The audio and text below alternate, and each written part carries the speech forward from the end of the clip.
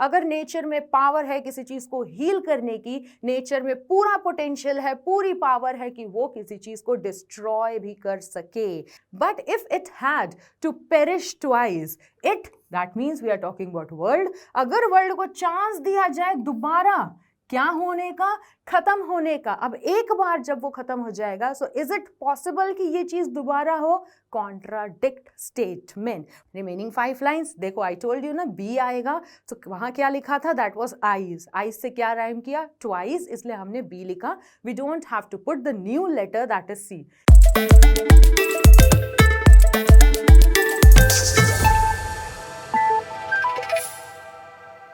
So let us proceed to read this poem, understand this poem. ये जो छोटी सी poem है written by Robert Lee Frost, ये कितने lines की है? Just of 9 lines. अब ये जो 9 lines की poem है जो कि एक lyrical poem है, so definitely हम क्या देखने वाले हैं poem में?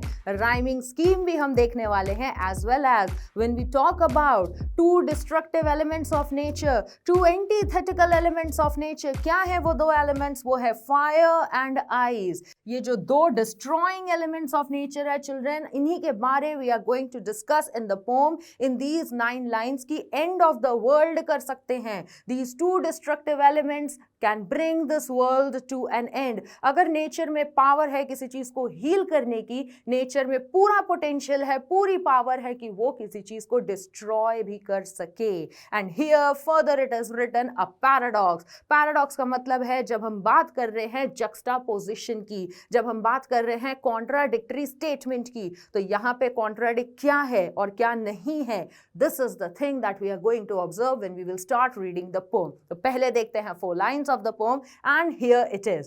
Some say the world will end in fire, some say in ice. किसी का मानना है कि जो world है that is going to end in fire, और किसी का मानना है कि world कैसे खत्म हो जाएगी एक दिन? with ice. Fire की जब बात करें, you already have seen one of the pictures when I talk about fire.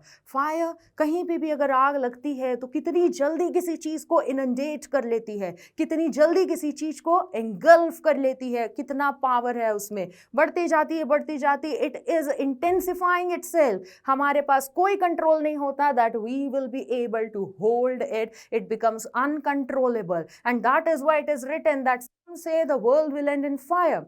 Why fire? The symbolic meaning which poet is trying to tell us, and that is all about desire. That is all about passion. किसी चीज को करने की चाह है, passion है, yes मुझे ये करना है, लेकिन उस चीज का लालच जब हो जाता है, when that passion changes into burning desire, when that passion changes into lust, into avarice, into greed, then we are not able to control that. Yes or no? The same thing here it is written कि बाकियों का मानना है, some say in ice. अगर हम scientific बात करें, scientist के टर्म्स में बात करें, तो हम कह सकते हैं कि किसी का मानना है कि फायर, क्योंकि अल्टीमेटली डूम डे तो आएगा. अगर ये नेचर, ये वर्ल्ड क्रिएट हुआ है, तो ultimately one day everything is going to finish. Whether you believe it or not, but it is going to happen. We are going to see that doom day. ये जो pandemic आया था, या अब हर 10 साल में या 100 साल में अगर कोई ना कोई ऐसी बीमारी, बड़ी बीमारी आती है जिसे हम एपिडेमिक नहीं क्या कंसिडर कर देते हैं, pandemic, that is a kind of indication, that is a kind of sine जो हमें क्या बताता है, that be kind to others, be a good person, we are giving you one more chance to be good. क्योंकि जैसे मैंने fire की बात की, डिजायर की बात की, डिजायर, लालच जब हो जाता है तो हमको कुछ नहीं दिखता, we become cruel. And when we talk about eyes, that is eyes अगर है हाथ में, मान लो क्या हो जाएगा हाथ को थोड़ी देर बाद, it is going to be insensitive, it is going to be numb. अब कोई चीज अगर नम हो गई, उसमें कोई वाइब्रेशन ही नहीं है, फीलिंग ही नहीं है उसमें, तो जब फीलिंग ही नहीं है, एक सैचुरेशन पॉइंट पे आप आ चुके हैं, तो वो क्या है? That is the beginning of death.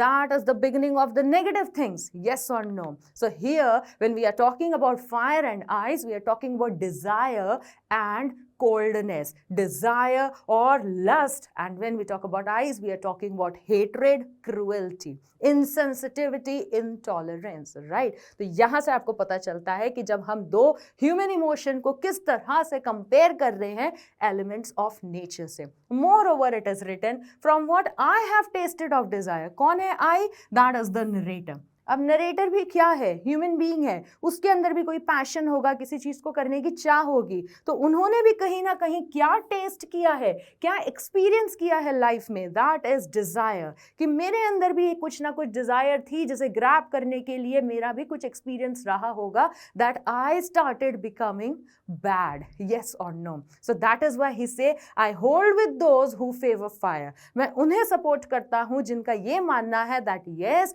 World कैसे खत्म हो जाएगी, लालच अगर होगा लोगों में, इसको ले लो उसको ले लो, चीजों को ग्रैब कर लो, किसी की लेग पुलिंग कर लो. So all these things definitely will bring this world to an end when we talk about symbolic meaning, and when we talk about the literal meaning, that is because of fire.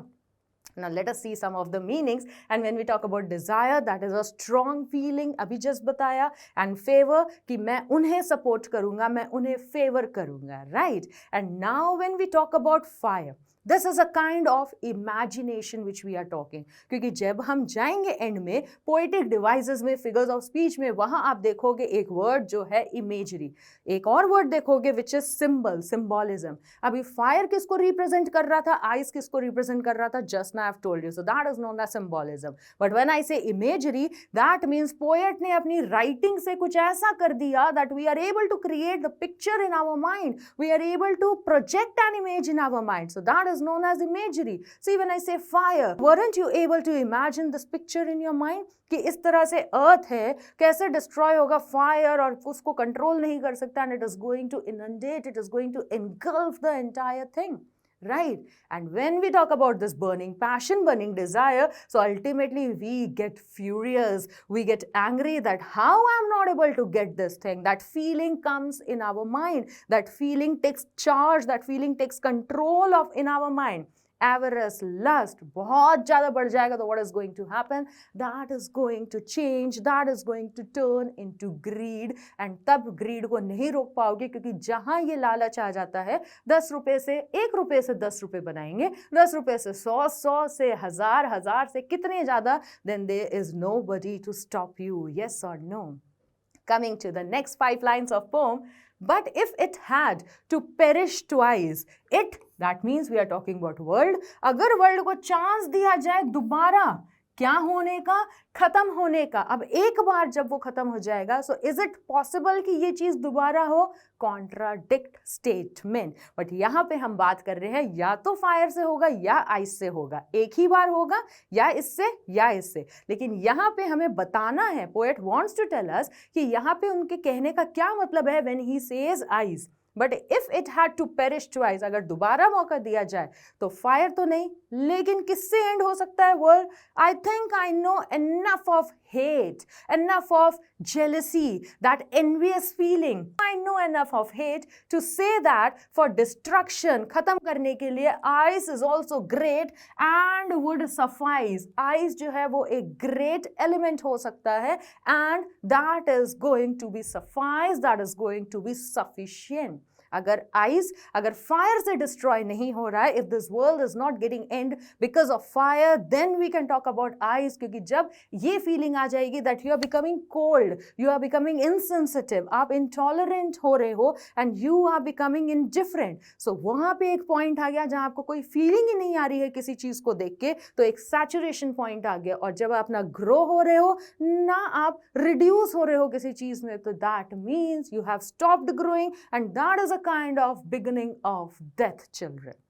This is what the whole poem is telling us in these 9 lines, that these are the two antithetical elements of nature, fire and ice, which have the power, which have the potential that they can destroy the world in either of the ways, because one is a fast process and another, ice, that is coldness, that is a slow process. So they both can attack through different angles. This is what which we are able to understand when we talk about fire and ice, and when these two elements are compared with human emotions, we are able to understand clearly in our mind कि Robert Lee Frost हमें क्या बताना चाह रहे हैं. Because if you remember in the beginning I told you what, that Robert Lee Frost deals in what, realistic depictions of life. He compares, he talks about the human emotions, and we are able to see here the human emotion, and that too not one, 2 emotions. What is the meaning of perish? That is die, to finish. And when I talk about suffice, that means sufficient. अब हम यहाँ imagine करते हैं, image लाते हैं अपने mind में when we talk about ice, like ice धीरे धीरे धीरे धीरे टाइम लेगा, ग्रेजुअल प्रोसेस है, स्लो प्रोसेस है, धीरे धीरे धीरे ये पूरी तरह से चीज़ों को नंब कर देगा, फ्रीज कर देगा. जब आपकी टेम्परेचर जितनी एक्सेप्ट कर सकती है बॉडी उससे कम हो जाए, so definitely you will not be able to survive. So this is what through human emotion also he had tried to tell us. Another thing when we talk about insensitive, आपके सामने अगर कुछ हो रहा है and then you have no feeling, और इतने हो चुके हैं हम अंदर से, we are insensitive, we have no emotion, we have no feelings for others कि आगे कुछ हो भी रहा है तो हमें फर्क ही नहीं पड़ रहा, because what is in our mind, that is a kind of greed which is controlling our mind. Right, then we are able to see hatred. इस एक्शन से देखो, मुझे सिर्फ ये जगह नहीं चाहिए, अपनी मेहनत से कैसे चाहिए, किसी को हटा के चाहिए. सो that is a kind of hate. Right. Now we will be able to see some figures of speech. अब स्टार्ट करते हैं कहाँ से? From the rhyming scheme. And rhyming के लिए मैंने पहले बोला था this is a lyrical poem, so definitely rhyme देखेंगे. अब ऑब्जर्व करना इन 4 लाइन्स को, क्योंकि यहीं से एक लेटर जो है वो रिपीट होगा जब हम रिमेनिंग 5 लाइन्स देखेंगे, because this poem is in continuation. Yes, अब राइम क्या होता है? We need to see the last word of every line. वो राइम होगा, वो साउंड करेगा same as the another word. See fire, ice. अभी पहला है फायर, तो एक लेटर दे दिया ए. Then it is ice, which is not rhyming with fire, so we have written B. Then the third letter is desire. Fire, desire. So we are able to write A. And when we are able to see this fire again, so that is again a kind of fire, desire, fire. तो हमने क्या लिख दिया? A. लेकिन जब हम वापस जाएंगे, मतलब आगे जाएंगे और रिमेनिंग 5 लाइन्स देखेंगे, तब हमें कोई न्यू लेटर नहीं लिखना है, क्योंकि ये स्टैंजाज नहीं है, ये एक ही पोम है जो 9 लाइन्स एक साथ लिखी गई हैं. दैट इज व्हाई हमें दिखेगा कि आई से जैसा कुछ राइम हो रहा होगा वहां पे, जहां हम बी को ही रिपीट करेंगे. We will see. लेकिन अभी इस पर्टिकुलर 4 लाइन्स के बारे और क्या क्या ऑब्जर्व होते हैं, let us C.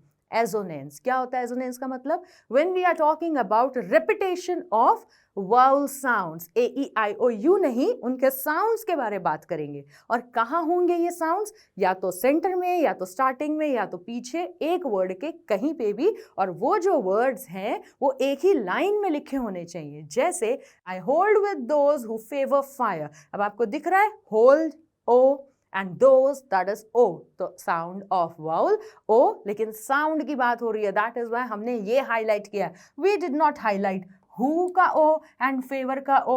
why? because who में ऊ की आवाज आ रही है और favor में favored, हमें इसकी those यानी O की आवाज नहीं आ रही. that is why इन दोनों को हमने highlight नहीं किया. I hope this is clear. अब जब repetition की बात आ रही है तो एक और repetition देखते हैं, that is alliteration. What is alliteration?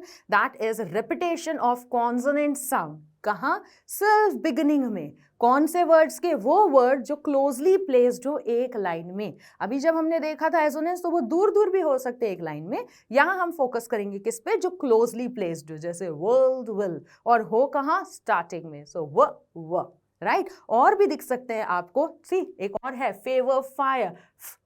That is the sound, so don't focus only on F. Okay, this is known as phonetic sound. Another thing we are able to see imagery. अभी हमने image create किया था in our mind. So what is that known as? That is imagery.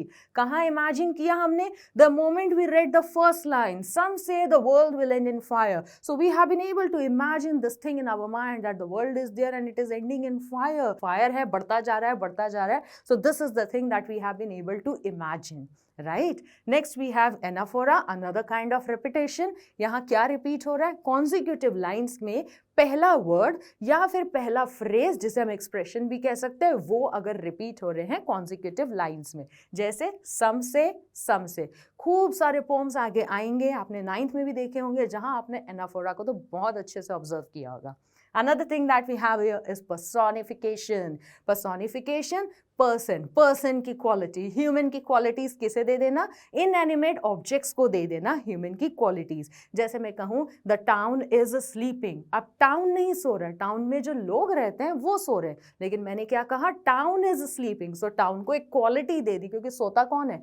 Human. The human की quality has been given to town. Same thing we are able to observe here, fire, ice.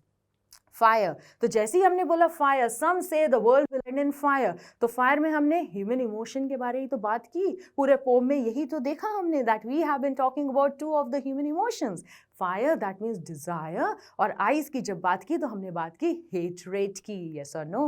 Next we are able to see symbolism. अब imagery मतलब तो हो गया imagine करना, symbolism का क्या मतलब हो गया, जब हम कोई सिंबल यूज करते हैं, जैसे ये यू टर्न, तो ये रोड साइन का सिंबल है, पोटेशियम का सिंबल है, सोडियम का सिंबल है, तो symbol.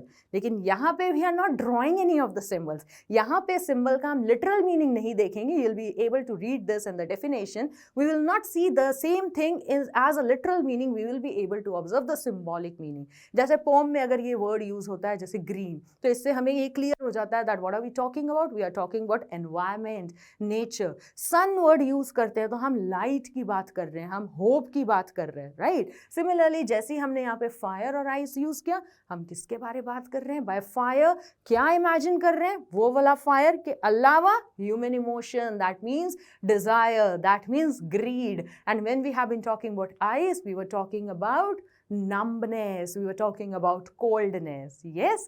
And now remaining 5 lines देखो, आई टोल्ड यू ना बी आएगा, तो वहाँ क्या लिखा था, दैट वॉज आइज, आइज से क्या राइम किया, ट्वाइस, इसलिए हमने बी लिखा, we don't have to put the new letter that is C. लेकिन जैसे ही हम हेट में गए, we are able to see कि ना फायर डिजायर जैसा, ना आइज ट्वाइस जैसा, तो hate that is a new word, किसी से राइम नहीं हुआ, तो हमने क्या लिखा, सी। Now ice, that is twice ice suffice, तो यहाँ B. यहाँ great is going with hate, that is why we have written C. I hope this rhyming pattern, rhyming scheme is clear to you. The next we have imagery. We have been able to create an image in our mind that earth, and then it is getting numb, it is getting frozen. To say that for destruction, ice is also great. इस दो line से हमने imagine किया था, we have been able to create an image in our mind, children. And now we are coming to the climax, to the crux of this poem. Now what is the crux of the poem? हमने पूरे poem में paradoxical situation ही देखी, because we have been talking about two antithetical elements of nature, जो इतना potential है, इतनी power है कि वो destroy कर दे, हाँ अलग अलग एंगल से, क्योंकि एक फास्ट प्रोसेस है तो दूसरा स्लो प्रोसेस है। और इसी तरह हमने क्या देखा कॉन्ट्राडिक्ट में, that is we have been able to observe human emotion. Symbolically हमने क्या देखा, that we have been able to observe two human emotions, fire desire and hate, that is ice, right. और दोनों ही चीज जब बढ़ जाए, कोई कंट्रोल नहीं है इस पे, देन डेफिनेटली क्या चीज होगी, everything is going to ruin, everything is going to finish, and the same thing will happen with the world, क्योंकि हमारे अंदर हम ही हैं जो इस वर्ल्ड को हम रह रहे हैं, तो हमें आपस में अगर अच्छे से नहीं रहेंगे, so ultimately क्या होगा, this is what that is written, if we let our emotions rule us, हमें रूल करना चाहिए इमोशन को, right, but we are letting our emotion rule us. जब हम गुस्सा हो जाते हैं तो दैट इज द गुस्सा which is controlling us, right. जब इमोशनल हो जाते हैं, किसी की बातों में आ जाते हैं, तो what is all that, that we are letting our emotions control us, and if we don't control them, they will surely destroy everything around us. सबसे पहले it is going to destroy us as well as our society.